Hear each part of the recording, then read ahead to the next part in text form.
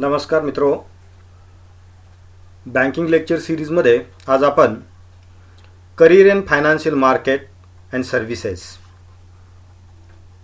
या टॉपिकवरती आज आपण माहिती घेणार आहोत. मित्रो, फायनान्शियल सेक्टरमध्ये अनेक वेगवेगळ्या प्रकारच्या फायनान्शियल सर्व्हिसेस व फायनान्शियल ऑर्गनायझेशन्स या कार्यरत असल्याचे आपणास दिसून येते. तथापि यामधील अनेक वेगवेगळ्या प्रकारच्या बँक्स व फायनान्शियल इन्स्टिट्यूशन्समध्ये विविध प्रकारच्या रोजगार व स्वयंरोजगारविषयक सुवर्णसंधी यामध्ये उपलब्ध आहेत. तर आजच्या या लेक्चरच्या माध्यमातून आपण या फायनान्शियल सेक्टरविषयी, या सेक्टरमधील महत्त्वाचे इलेमेंट्स किंवा त्यामध्ये असणारे पार्टिसिपंट्स व या संपूर्ण फायनान्शियल सेक्टरमध्ये उपलब्ध असणाऱ्या काही महत्त्वाच्या करिअरविषयक अपॉर्च्युनिटी की ज्यामध्ये आपण एम्प्लॉयमेंट व सेल्फ एम्प्लॉयमेंट या दोन्ही प्रकारच्या अपॉर्च्युनिटीबद्दलची माहिती घेणार आहोत. मित्रो, फायनान्शियल सेक्टर किंवा फायनान्शियल मार्केट्स असं म्हटलं की त्यामध्ये अनेक वेगवेगळ्या प्रकारचे मार्केट्स व सब मार्केट्स याचा समावेश त्याच्यामध्ये होतो.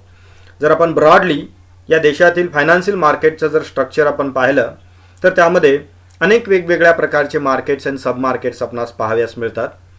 ब्रॉड कॅटेगरी जर आपण त्यामध्ये पाहिली तर कॅपिटल मार्केट, मनी मार्केट, फॉरेक्स मार्केट यासारखे महत्त्वाचे मार्केट्स त्यामध्ये असतात.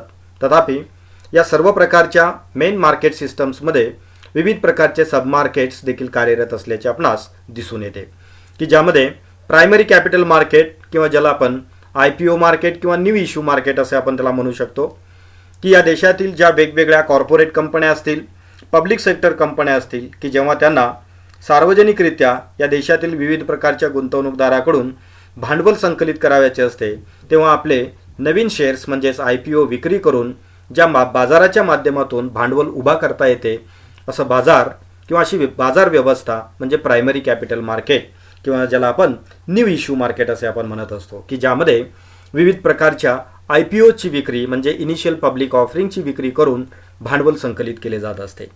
त्याचबरोबर जेव्हा या IPOची विक्री होत असते तेव्हा त्याची पुनर्विक्री व पुनर्खरेदी करण्याची जी व्यवस्था या कॅपिटल मार्केटमध्ये किंवा वित्तीय बाजारपेठेमध्ये जी असते त्याला आपण स्टॉक मार्केट असं आपण म्हणतो.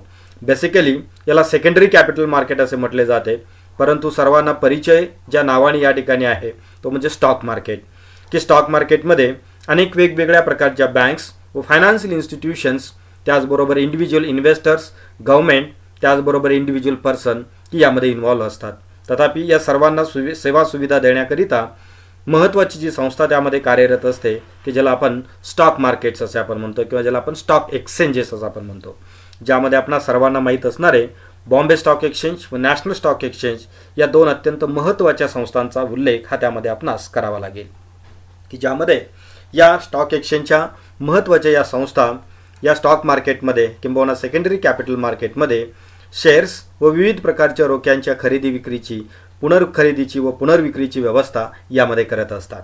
त्याचबरोबर या भारतीय फायनान्शियल मार्केटमध्ये गव्हर्नमेंट सिक्युरिटी मार्केट हा एक महत्त्वपूर्ण उपबाजार त्यामध्ये अस्तित्वात असून की ज्यामध्ये शासकीय कर्जरोख्यांची खरेदी विक्रीची व्यवस्था ही केलेली असते की ज्यामध्ये सरकारी कर्जरोखे असतील, त्याचबरोबर विविध प्रकारच्या शासकीय कंपन्याचे बॉन्ड्स असतील, डिबेंचर्स असतील, त्याचबरोबर ट्रेझरी बिल्स असतील, यासारख्या विविध प्रकारच्या प्राथमिक भांडवल बाजारातील विक्रीबरोबरच सेकंडरी कॅपिटल मार्केटमध्ये देखील या विविध प्रकारच्या शासकीय रोख्यांची खरेदी विक्रीची व्यवस्था याच्यामध्ये केलेली असते.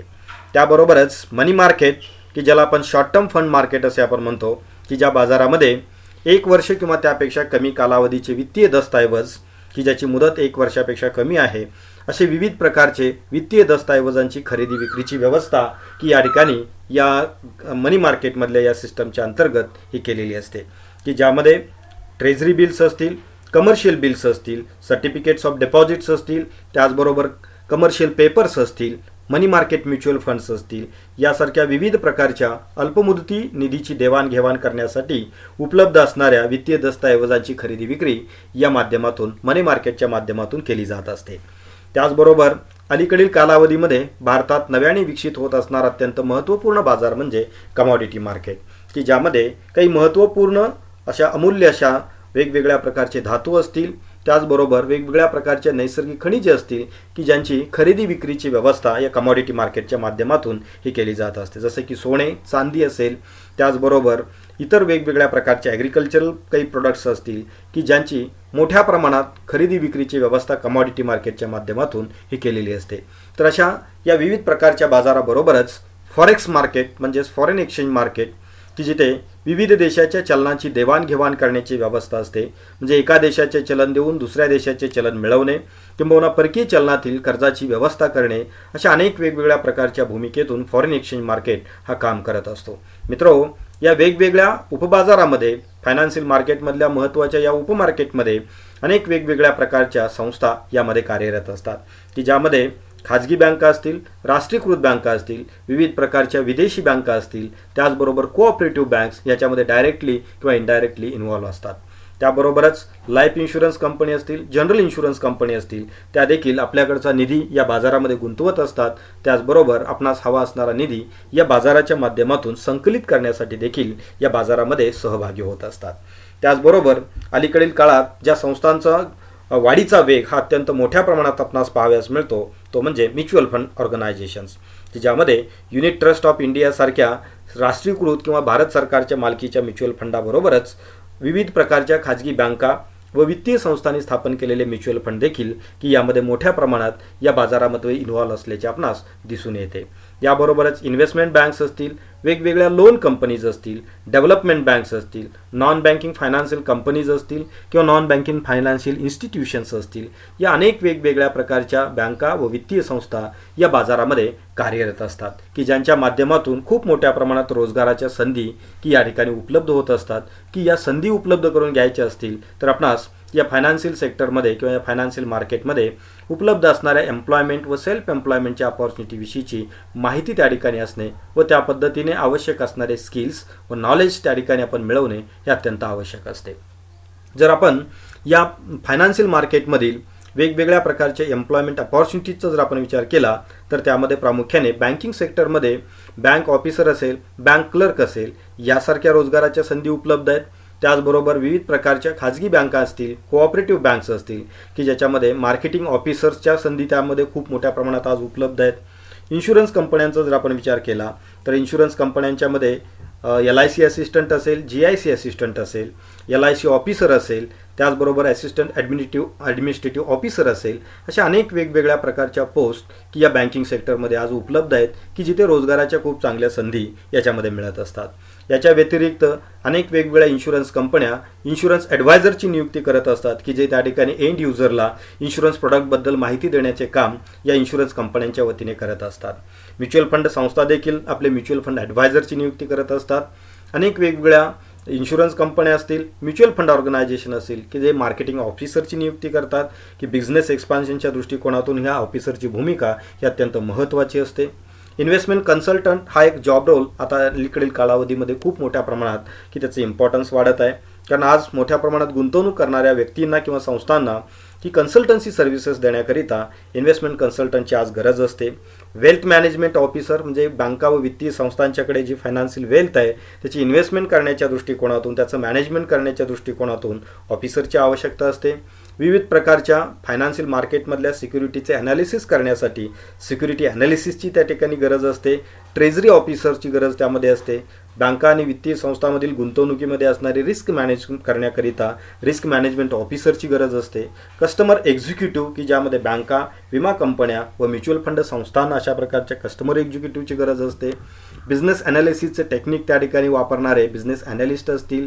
त्याचबरोबर विविध प्रकारचं स्टॅटिस्टिकल मॉडेलिंग किंवा मॅथमॅटिकल मॉडेलिंग करून बँका व विमा कंपन्यांचे प्लान्स तयार करणारे ॲक्च्युरी असतील, स्टॅटिस्टिकल ऑफिसर्स असतील, IT ऑफिसर्स असतील, लॉ ऑफिसर्स असतील, ही अशा अनेक वेगवेगळ्या प्रकारच्या पोस्ट या बँका, वित्तीय संस्थांमध्ये म्हणजेच या फायनान्शियल सेक्टरमध्ये असल्याचे आपणास त्या ठिकाणी दिसून येईल की या विविध प्रकारच्या एम्प्लॉयमेंट म्हणजे रोजगाराविषयीच्या संधीबरोबरच या वित्तीय क्षेत्रामध्ये सेल्फ एम्प्लॉयमेंट म्हणजे स्वयंरोजगाराचे देखील खूप साऱ्या संधी याच्यामध्ये उपलब्ध आहेत की ज्याच्यामध्ये जर आपण पाहिलं तर त्या ठिकाणी एखादी विशिष्ट व्यक्ती काही बँकांच्या साठी की बिझनेस करस्पॉन्डंट म्हणून त्या ठिकाणी काम करू शकतात, जे स्वतःचं ऑफिस त्या ठिकाणी थाटून त्या ऑफिसच्या माध्यमातून एका विशिष्ट बँकेचे प्रोडक्ट्स अँड सर्व्हिसेस या सेल करण्याचं काम हे करू शकतात की ज्याला बिझनेस रिप्रेझेंटेटिव्ह किंवा बिझनेस करस्पॉन्डंट असं म्हटलं जातं की जे बँकांनी ॲथोराईज केलेल्या पर्सन्स असतात की जे बँकेच्या वतीने बँकेचे प्रोडक्ट्स अँड सर्व्हिसेस सेल करण्याचे हे काम करत असतात. त्याचबरोबर ज्यांना स्टॉक मार्केटमध्ये इंटरेस्ट आहे असे लोक त्या ठिकाणी स्टॉक ब्रोकर म्हणून काम करू शकतात, किंबहुना एखाद्या ब्रोकरच्या हाताखाली त्या ठिकाणी सब ब्रोकर किंवा त्याच्या आधिपत्याखाली सब ब्रोकरची फर्म स्थापन करून त्या फर्मच्या माध्यमातून गुंतवणूक करणाऱ्या व्यक्तींना डीमॅट सर्व्हिसेस असतील, कन्सल्टन्सी सर्व्हिसेस असतील त्या प्रोव्हाइड करण्याची देखील जबाबदारी ॲज ए एम्प्लॉयमेंट सेल्फ एम्प्लॉयमेंट म्हणून त्या ठिकाणी करू शकतात, की ज्यामध्ये स्वतःच्या फर्मच्या माध्यमातून या सर्व्हिसेस ते देऊ शकतात. म्हणजेच यामध्ये स्वतःच्या रोजगाराबरोबरच आपण इतरांना देखील विविध प्रकारच्या रोजगार संधी उपलब्ध करून देऊ शकतो. त्याचबरोबर अलीकडच्या कालावधीमध्ये केवळ इन्शुरन्स एजंट म्हणून काम न करता इन्शुरन्सच्या बाबतच्या ॲडवायझरी फर्म स्थापन करणे हे देखील आता शक्य आहे. स्वतःचं त्या ठिकाणी इन्शुरन्सचं ऑफिस थाटून त्या ऑफिसच्या माध्यमातून गुंतवणूक करू इच्छिणाऱ्या किंवा इन्शुरन्स प्रोडक्ट खरेदी करू इच्छिणाऱ्या व्यक्तींना किंवा संस्थांना विविध प्रकारचं मार्गदर्शन करणं, त्यांना इन्शुरन्सचे प्रोडक्ट्स उपलब्ध करून देणे यासारखी जबाबदारी पार पाडण्यासाठी या इन्शुरन्स ॲडवायझरी फर्म्स असतील. त्याचबरोबर सर्व प्रकारच्या गुंतवणुकीकरिता स्थापन करण्यात येणाऱ्या इन्व्हेस्टमेंट ॲडवायझरी फर्म्स असतील, म्युच्युअल फंडाच्या विक्रीबाबतच्या म्युच्युअल फंड ॲडवायझरी फर्म्स असतील, त्याचबरोबर सर्टिफाईड फायनान्शियल प्लॅनरसारखे त्या ठिकाणी फर्म्स असतील, की ज्यामध्ये विशिष्ट प्रकारचे सर्टिफाईड फायनान्शियल प्लॅनरचे सर्टिफिकेशन मिळवून की त्या ठिकाणी गुंतवणूक सल्ला मार्गदर्शन देण्याकरिता स्वतंत्र फर्मची स्थापना करून आपण त्यांच्या माध्यमातून देखील स्वयंरोजगार करू शकतो. त्याबरोबर बँका आणि वित्तीय संस्थांच्यामध्ये वेल्थ मॅनेजमेंट ऑफिसरची पोस्ट असते. त्याच पद्धतीने खाजगी व्यक्ती व संस्थांना त्यांच्या वेल्थ मॅनेजमेंटकरिता एक्सपर्टची आवश्यकता आज खूप मोठ्या प्रमाणात आहे आणि अशा प्रकारच्या सर्व्हिसेस देण्याकरिता आपण स्वतःची वेल्थ मॅनेजमेंट फर्म देखील त्या ठिकाणी स्थापन करू शकतो. फायनान्शियल ॲनालिस्ट म्हणून आपण वेगवेगळ्या प्रकारच्या सर्व्हिसेस देण्याकरिता स्वतःचा त्या ठिकाणी उद्योग व्यवसाय त्या ठिकाणी सुरू करू शकतो, की ज्यामध्ये आपण अनेक वेगवेगळ्या प्रकारचे एक्सपर्टची नेमणूक करून व स्वतः त्या ठिकाणी इन्व्हॉल्व्ह होऊन की अशा प्रकारच्या सर्व्हिसेस प्रोव्हाइड करू शकतो. त्याचबरोबर पोर्टफोलिओ मॅनेजमेंटची जबाबदारी स्वीकारणाऱ्या फर्म्स देखील आज खूप मोठ्या प्रमाणात की त्या ठिकाणी सुरू आहेत आणि विशेषत्वाने ग्रामीण भागामध्ये याची कमतरता आहे, मात्र या ठिकाणी त्याची डिमांड मात्र खूप मोठ्या प्रमाणात आहे. मात्र मोठ्या शहरातील लोक ग्रामीण भागामध्ये किंवा अर्धनागरी भागामध्ये येऊन अशा प्रकारच्या सर्व्हिसेस देण्यासाठी इच्छुक नसतात. त्यामुळे आज ग्रामीण युवकांना ही खूप चांगली संधी त्या ठिकाणी उपलब्ध आहे, त्याचाही त्या ठिकाणी उपयोग करून घेता येऊ शकतो. त्याचबरोबर पर्सनल फायनान्शियल ॲडवाईस करण्याकरिता आज त्या ठिकाणी खूप मोठ्या प्रमाणात डिमांड यामध्ये उपलब्ध आहे, परंतु अशा प्रकारचं पर्सनल फायनान्स ॲडवाईस करणारे लोकांची संख्या ही खूप कमी आहे, की ज्यामध्ये आपण डाऊन ट्रोडन लेवलला जे इन्व्हेस्टर्स आहेत की त्यांना विशिष्ट प्रकारे फायनान्शियल ॲडवाईस देण्याकरिता अशा प्रकारचे सर्टिफिकेशन्स मिळवून की त्या माध्यमातून आपण की त्यांना उत्तम प्रकारे मार्गदर्शन करण्याचं काम करू शकतो व त्यामध्ये आपणास चांगल्या प्रकारच्या स्वयंरोजगाराच्या संधी देखील यामध्ये उपलब्ध आहे. तर अशा प्रकारच्या अनेक वेगवेगळ्या प्रकारच्या संधी या फायनान्शियल मार्केट्स अँड सर्व्हिसेस सेक्टरमध्ये आज उपलब्ध आहेत. तथापि यामध्ये दर्शवण्यात आलेल्या ज्या पोस्ट आहेत किंवा अपॉर्च्युनिटीज आहेत या इंडिकेटिव्ह आहेत. यापेक्षा अनेक वेगवेगळ्या प्रकारच्या पोस्ट असतील किंवा सेल्फ एम्प्लॉयमेंटची अपॉर्च्युनिटी आहेत की त्यामध्ये उपलब्ध आहेत. आपण जरूर त्याचा अभ्यास करावा व त्या पद्धतीने एक्सपर्टीज मिळवण्याच्या दृष्टिकोनातून उत्तम प्रकारचा कोर्स त्या ठिकाणी सिलेक्ट करून की आपलं करिअर उत्तम आणि उज्ज्वल करण्याच्या दृष्टिकोनातून आपण प्रयत्न करावेत. धन्यवाद.